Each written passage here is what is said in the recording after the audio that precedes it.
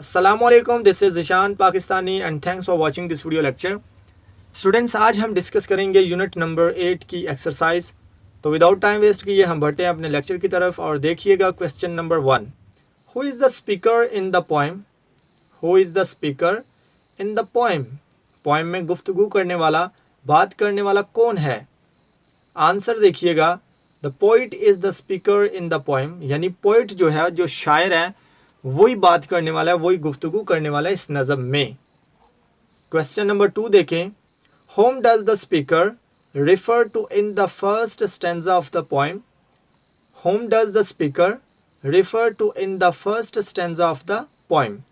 Poem के पहले बंद में, पहले स्टेंजे में शायर किसका हवाला देता है? Answer, the poet refers to the owner of the words in the first stanza of the poem. Poem के पहले स्टेंजे में शायर जो है जंगल के मालिक का हवाला देता है। क्वेश्चन नंबर 3 देखिएगा। Why does the speaker stop on the darkest evening of the year? यानी साल की तारीक तरीन रात में जो मुतकल्लिम है, गुफ्तगू करने वाला है, वो क्यों रुकता है?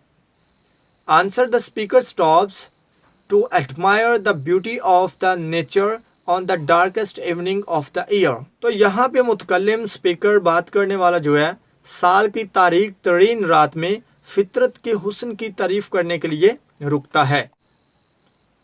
क्वेश्चन नंबर 4 देखिएगा। Why does the horse impatient next move of his master?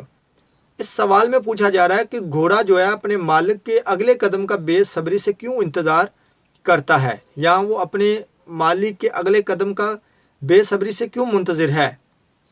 Answer देखिएगा, the horse does not understand, घोड़ा नहीं समझता, why his master has stopped on the way, उसके मास्टर ने क्यों ब्रेक लगाई या उसका मास्टर क्यों रुका, without a farmhouse being near. यानी घोड़ा ये नहीं समझ पाता कि उसके मालिक ने किसी फार्म हाउस के करीब ना होते हुए भी राह में ब्रेक क्यों लगाई। स्टूडेंट्स, यहाँ पे थोड़ा सा क्वेश्चन जो है वो मुख्तसर करके लिखा गया है, क्योंकि यहाँ पे स्पेस बहुत कम है। आपने टेक्स्ट बुक से इसको देख लेना है। क्वेश्चन नंबर 5 देखें।